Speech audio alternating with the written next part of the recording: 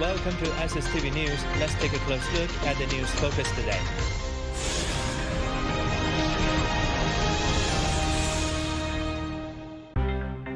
Hainan speeds up building the National Sports Tourism Demonstration Zone.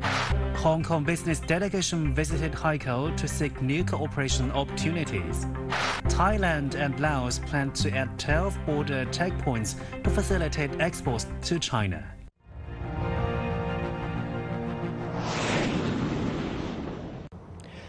Hainan is one of the first provinces to be designated as a national sports tourism demonstration zone and has been at the forefront of developing sports tourism in China. The island province's ocean sports season and beach carnival have become increasingly popular, as well as the national fitness campaigns. A series of international and domestic events have boosted tourism consumption throughout the island, while also promoting the construction of the demonstration zone. With the continuous improvement of residents' living standards and the sports facilities, more and more niche tourism projects have appeared. Recently, a national leisure sports challenge held its first stop in Wanning. Nearly 1,000 participants from over 100 clubs in more than 80 cities competed in the Shenzhou Peninsula. The scenery here is very beautiful. It is very pleasant to compete here. It's good for beginners, and the facilities are all well equipped. Hainan's Sports Plus Tourism Development Mode is attracting more and more tourists due to its unique tropical environment and diverse global sports events. The sports tourism revenue of Sanya, Wanning, and other places has accounted for 1/3 of their total tourism revenue. Among them, Wanning Riyue Bay is an attractive surfing resort with fixed-point waves. Represented by surfing, diving, motorboats, sea fishing and yachting, Wanning is developing its tourism, culture and sports industries into the next level. During the Spring Festival holiday this year, the city received a total of 651,000 passenger trips, with total tourism revenue reaching 412 million yuan, up 35.8% year-on-year. Once the National Aquatic Leisure Sports Center is established, we hope to attract the national team to settle in. Additionally, we can utilize the water sports resources to take sports tourism in Wanning to a new level. Hainan has successively issued a package of policies related to the sports tourism sector. Several cities and counties such as Haikou, Lingshui, and Baisha Li Autonomous County have formulated their own plans for implementation. The creation of the National Sports Tourism Demonstration Zone will be used as an opportunity to bring various national-level brand events to Hainan, such as diving and paddleboarding.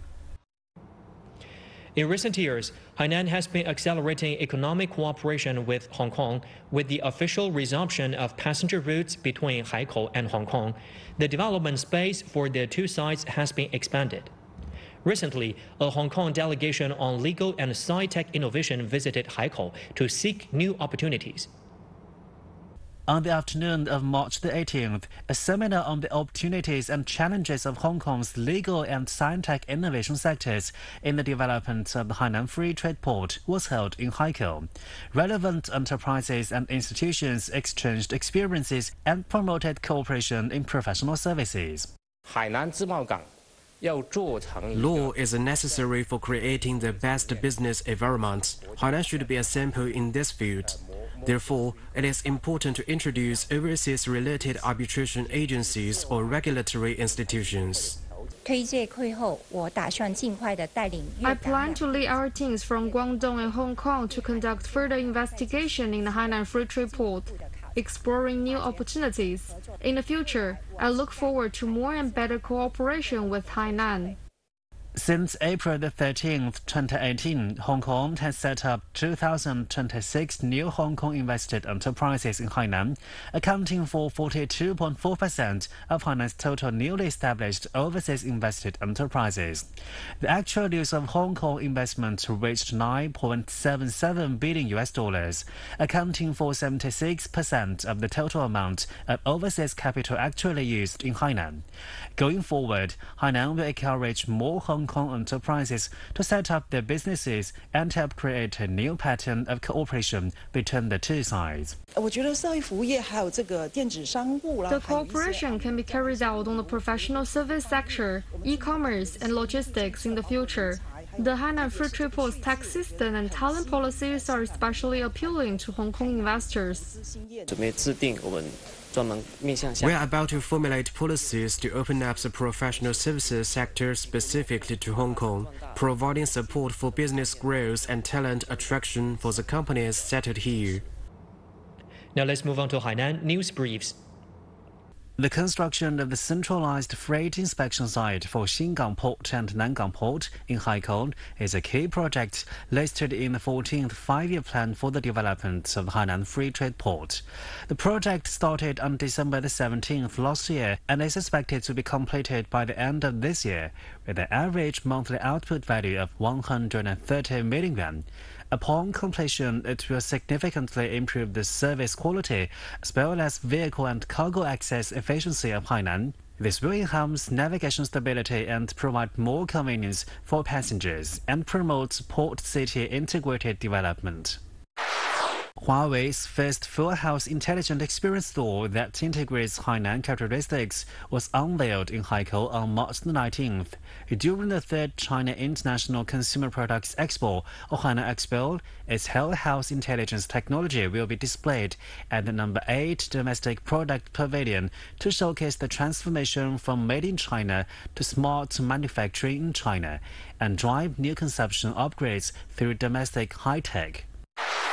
The 2023 Sanyao Public Welfare Fund Run kicked off on March 19th with two sections, that is a 6.6-kilometer individual health run and a 3.3-kilometer parent-child run. The tracks are covered with high-definition cameras throughout, and 5G plus AI technology is used to capture the participants' starting and finishing moments. All registration fees for the event will be donated to a public welfare project launched by China Mobile to support impoverished schools. Let's have a look at news from China's ministries and commissions. In order to boost economic growth and help keep liquidity ample, the People's Bank of China decided to cut the deposit reserve ratio of financial institutions by 0.25 percentage points on March the 27th. After this cut, the weighted average deposit reserve ratio of financial institutions will be about 7.6%. Recently, the No. 4 storage tank and supporting facilities of Tianjin LNG Phase 2 project, a national pipeline project led by China National Offshore Oil Corporation, or CNOOC, has successfully met mechanical completion, which is the first domestic-built storage tank with a maximum diameter of 220,000 square meters.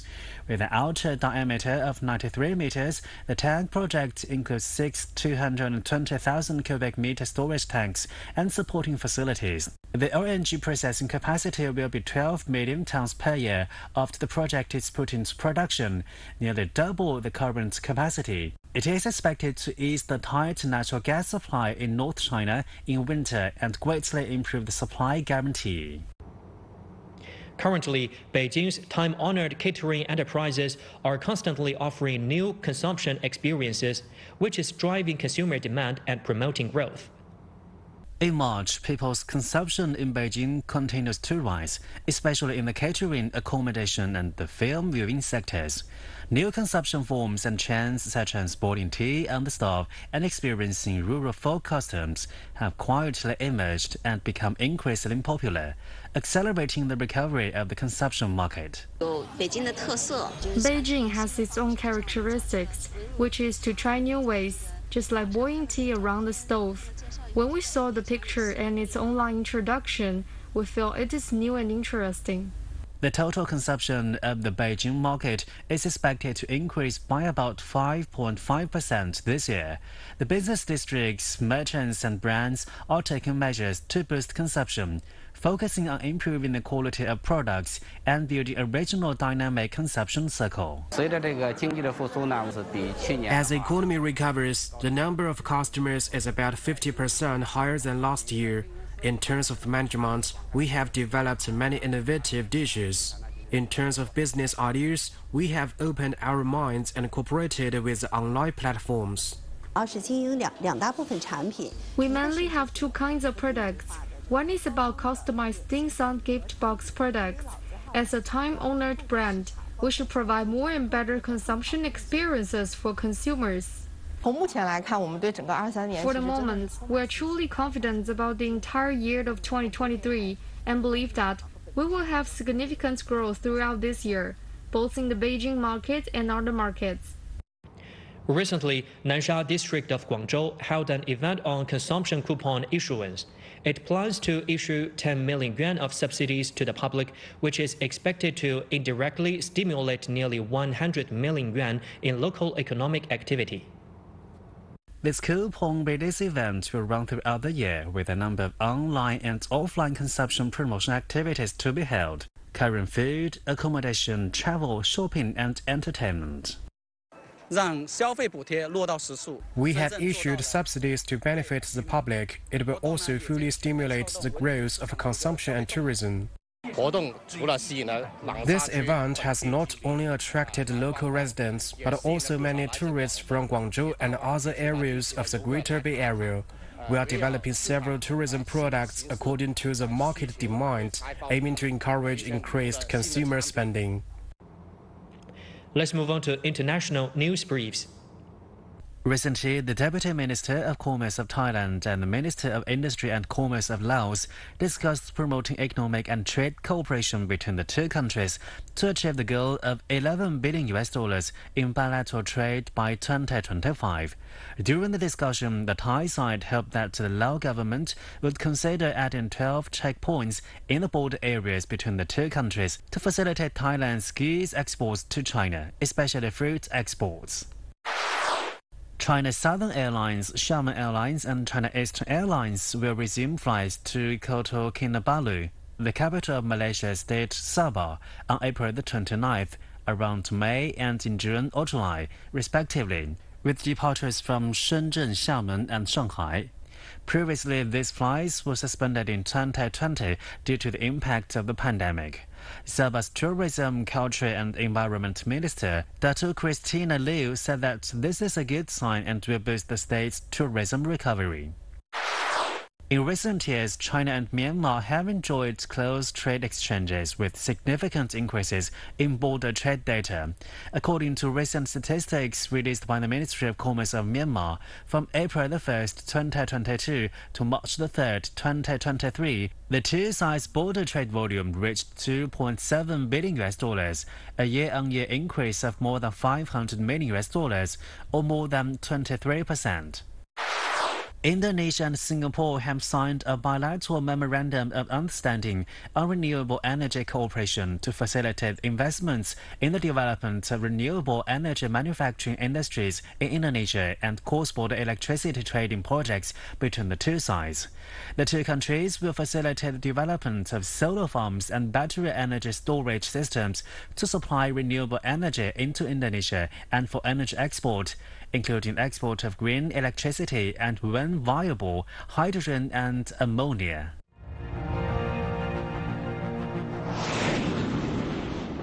Please download the Sstv app from app stores to keep updated.